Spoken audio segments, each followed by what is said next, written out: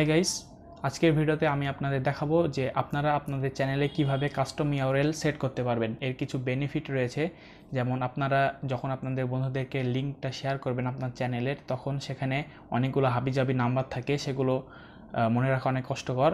এই কারণে আপনারা youtube.com/অমুকে চ্যানেল বা যাই হোক যে চ্যানেলের নাম সেই চ্যানেল, সো এভাবে আপনারা লিঙ্কটা শেয়ার করতে পারবেন। কাস্টম ইউআরএল বানানোর জন্য কিছু ক্রাইটেরিয়া রয়েছে, যেগুলো হচ্ছে লোগো, আপনার চ্যানেলে লোগো আপলোডেড থাকতে হবে এবং ব্যানার, আর 100 সাবস্ক্রাইবার পূরণ হতে হবে এবং চ্যানেল বয়স 30 দিন হতে হবে। এখন আমি আপনাদের পিসি স্ক্রিনে নিয়ে যাচ্ছি।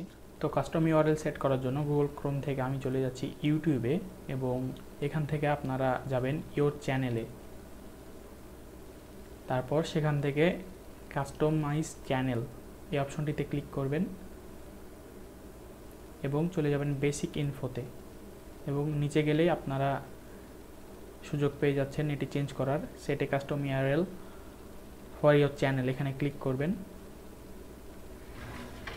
তারপর এখানে লিখে দিবেন আপনি যে কাস্টম ইউআরএল অর্থাৎ যে নামটি লিখতে চাচ্ছেন। আর এটি দেওয়ার সময় একটু ভালোভাবে বুঝে শুনে দিবেন, কারণ এটি পরবর্তী সময়ে আর চেঞ্জ করা যায় না। এরপর এখান থেকে পাবলিশে এখানে কনফার্ম করে দিবেন, এবং দ্যাটস ইট। এই কাস্টম ইউআরএলটি আমরা যদি কপি করে আবার পেস্ট করি, তাহলে আমাদেরকে আমার ইউটিউব চ্যানেলটিতে নিয়ে যাচ্ছে।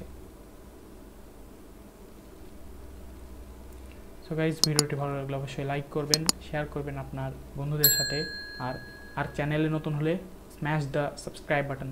Thank you so much.